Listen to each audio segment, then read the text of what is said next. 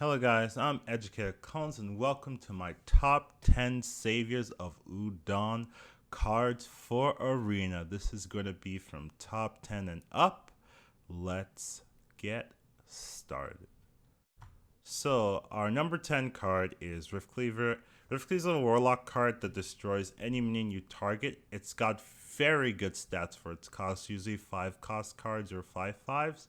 Here you've got a 6 cost card for 7/5, so it's a little bit stronger than a 5 cost, so you're not losing that much of a penalty for its ability, which is a swinger. It destroys any minion you want on the board. You just have to take damage equal to that minion's health.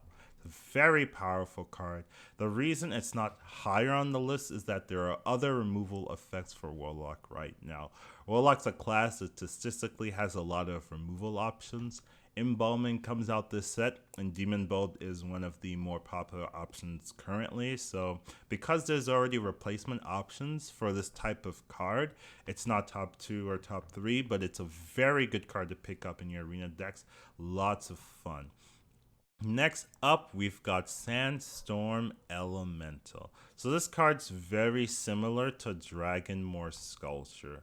Dragonmore Sculpture deals damage to every minion, while Sandstorm just deals damage to enemy minions. So Sandstorm's a little bit stronger than Dragonmore. It's a very cheap card for how strong it is, and it's an elemental and shaman, which usually has elemental synergies that you can pick up. So it's a powerful card, very cheap, has a lot of synergy. So I have that rated number 9.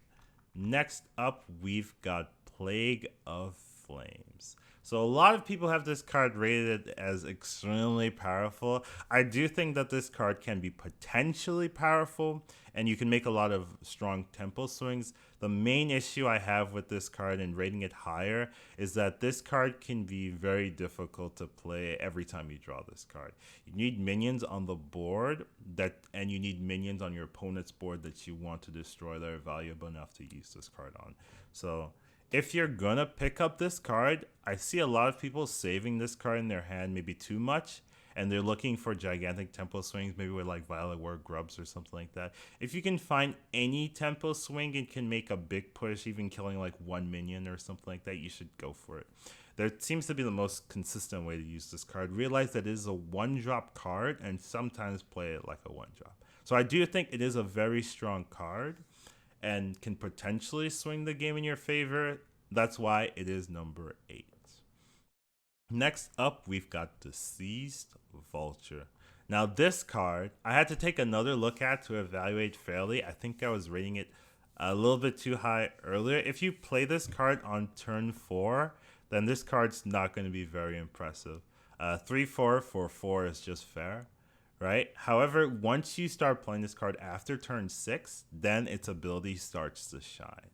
You play this card in Hero Power, right? You've got a 4-drop, you get a 3-drop, plus the main issue, you get an extra card from your Hero Power. So on turn 6, you get 7 mana worth of stats and an extra card. Actually super powerful, as well as it's not a Battlecry effect, right? It's a permanent and persistent effect that you can constantly get value from every single turn you tap. It also has synergy with other Warlock cards, right? There's Flame Imp, there's the new Rift Cleaver card, and Librarian, lots of synergy, Hellfire even. So this card has the potential to just be insane and a really solid and easy card to use. Just play it and tap. So because of the strength and the power, I have a number 7. Next up, we have got Restless Mummy. Now, this card actually wasn't on my list initially until I played with it a little bit. And as soon as I played with it, I realized just how strong this card actually is. The real power of this card lies in its flexibility and how much of a game saver and tempo swinger this card can be. Being able to kill 2 small minions or 1 problematic minion for 4 mana is really key and really strong. The fact that it comes out on 4 mana is also important. There's a lot of swing cards in the game right now, but not a lot of them, or really any, really come out this early.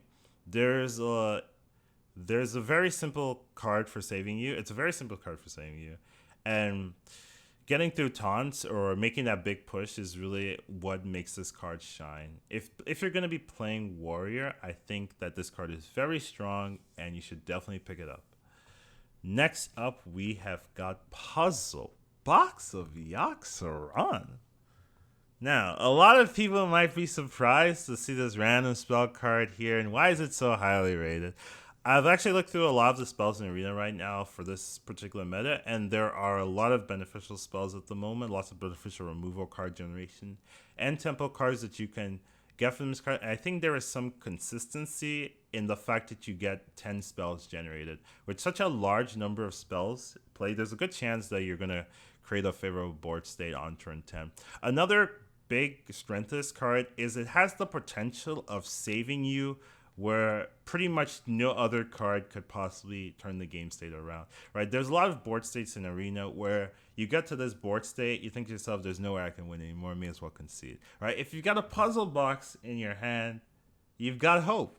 You've got a little bit, this can be anything. I can turn the game around, right? It's got the potential to swing unwinnable board states, and it can give you that push you need to stabilize and win the game. I do think if you are the type of player that likes these type of cards and you enjoy playing this card, this is definitely a card you should definitely play with and experiment with, right? There are a lot of players that don't like RNG, so, they shy away. But if you've got that drive, you got that fun vein in your bone, I definitely think this is a card you should try out, and let me know how it works for you. Next up, we've got Never Set Ritualist. Now, this was the card when I was looking through the list of all cards that made me go, what? This card has the big wow. That's kind of broken factor on it. There are a lot of cards in the game that restore health, right? Particularly Frozen Healer has a very similar effect, but none really do what this card does.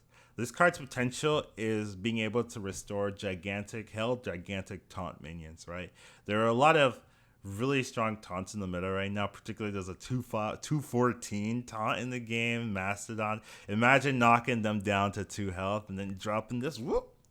It's ready to go again, right? Basically, instantly winning you the game.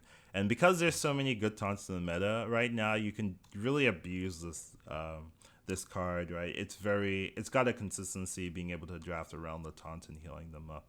It's very cheap and very easy to play in a turn. You don't have to use too many resources for this powerful effect, and it has the potential to win you the game instantly. So the reason why it's not higher, right? The reason why it's not number 1 or number 2 is because though the potential can be insane, a lot of times you're going to tempo this card as well, and because you're going to feel pressured, maybe against a hunter or something like that, and you're not going to get that full game winning effect that you're going to get. It's just going to be a 2-3, or it's going to be like heal 2, heal 3, something very fair, very balanced, and not going to be so crazy. So the fact that every time you play this card, it's not a bomb in your deck, it's what's holding it back from being number 1 or number 2. But it is still top tier, and you should pick it up almost every time you can draft a deck around it. Next up, we've got History Buff. Now, this card's at least a little bit easier to make use of its ability compared to Never Set Ritualist. It gains value from playing minions in Arena. In general, it's a very minion-heavy based game. It's got premium stats for 3. 3/4 is basically exactly what you want for a 3-drop. It deals with mostly anything on 3 except for maybe Basilisk and things like that. It's also a card that has kind of a pseudo-taunt effect because it's a card that demands to be removed. It wants to be removed because its effect is persistent and its effect is strong enough and snowballing enough that it can win you the game. So if you play this card, follow it up with multiple 1-drops, bam, you've got a board full of problems. It's got the right stats, it's got an insane ability, and it's going to be a good card every time you see it. So I say pick it up. Next up, we've got Pit Crocodile. So usually in Arena, ratings like this, high costing cards have a big penalty because you don't know if you're going to get to turn 8 or turn 9 like that. But this meta right now is a little bit slower than previous meta, and it's very reasonable to expect that you're going to reach late game.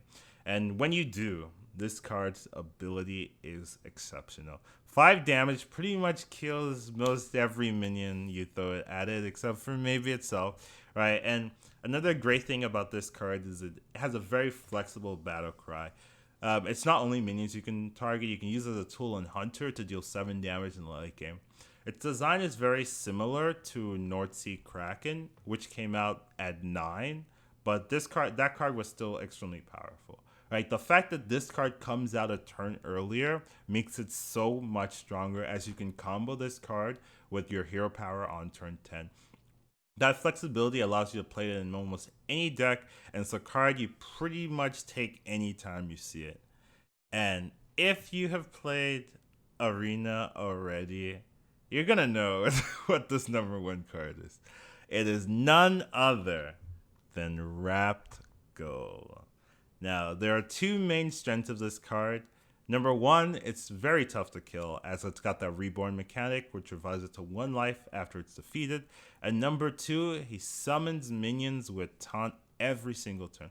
Due to these factors, you usually need 3 instances of damage to take it down.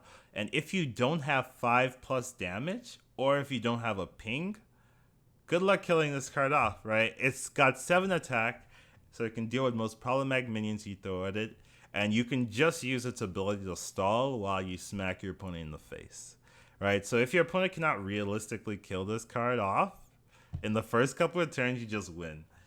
It's a very, very powerful card and also extremely fun. So I've played with this card a couple of times, and every time I play with it, I think to myself, this is fun.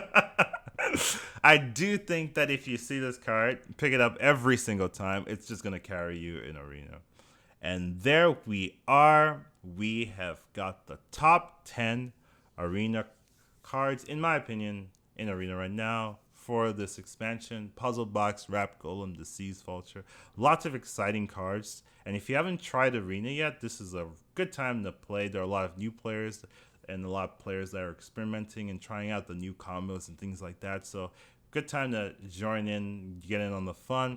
And so if you do, I wish you the best in all of your Arena endeavors, and I hope that you have a fantastic rest of your day. Peace.